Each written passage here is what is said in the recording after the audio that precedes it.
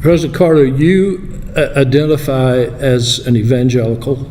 I have identified as an evangelical up until the last little bit. And it's hard now. There are many evangelicals that have politicized religion to an extent that you hardly identify evangelicalism as we have known it. I'm curious as to how you feel about where evangelicals are right now. I'd like to hear your counsel for the evangelical community in not losing its integrity with that really good word that we've used all these years. Well, I try not to be judgmental, and because that's an easy thing for us to do, is to say, well, we are right, and those right-wing or conservative Christians who claim to be evangelicals are wrong.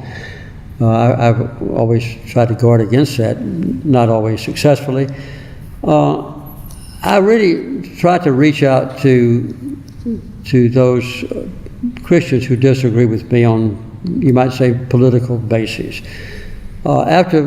Before I left the Southern Baptist Convention, I had a meeting of about 40 top Baptists of both liberal and conservative persuasions at the Carter Center. In fact, 7 of those 40 either had been or would be presidents of the Southern Baptist Convention. And I tried to bring us together. And I still have made that effort. Almost every president of the Southern Baptist Convention, I've contacted them and told them that I'd be glad to help in any effort to resolve the differences. So I hope that we can look on that as an aberration. And I believe that eventually our basic Baptist beliefs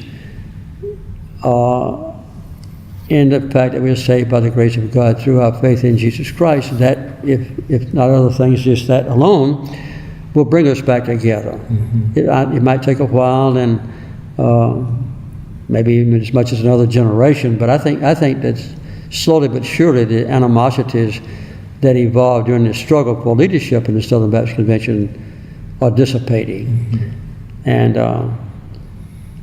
I've agreed to make the graduation speech at Liberty University, as a matter of fact, this year.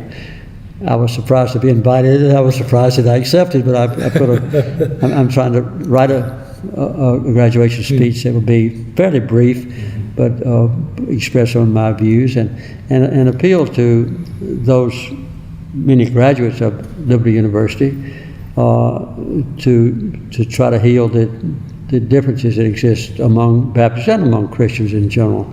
I think one of the worst blights on the Christian church effectiveness has been the divisions that exist. Not much between, say, Baptists and Methodists, or between Protestants and Catholics, but within the individual Baptist denominations, that there seems to be a struggle for leadership and over certain things like women's rights and the role of women in religion. So I hope that those will be transient. Let me turn to the nation again. We're at a really difficult time, as you know. We are. I'm thinking of the word faith and the fact that I meet a lot of people who have lost faith in our government and who are fighting about losing faith with the nation. I wish I could tell you that everybody in the nation listens to State of Belief radio. They don't.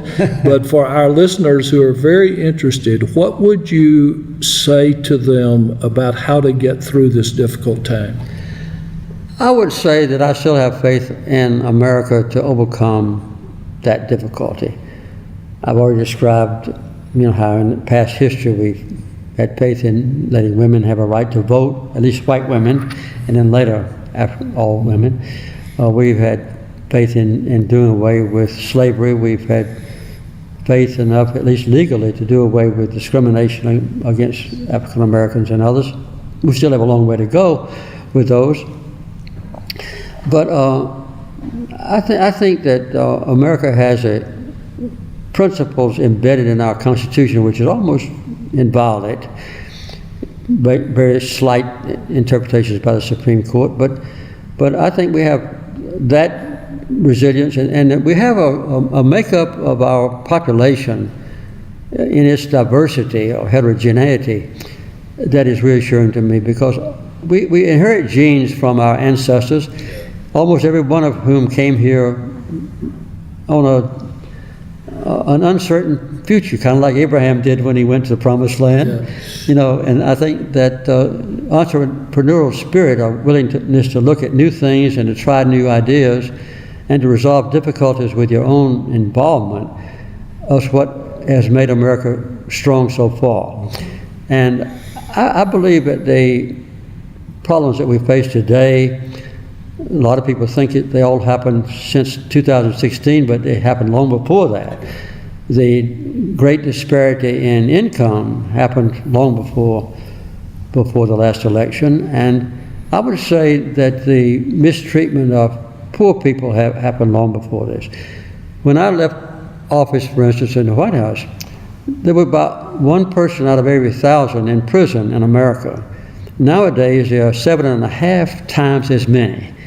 So we've multiplied our prison population by 7-fold in the last 35 or 40 years. And that long preceded, the 2016 election. So a lot of our problems are long running, and I still have faith in America and in the integrity of our constitutional principles and the resilience of our people to overcome any challenge that we see now or that might arise in the future.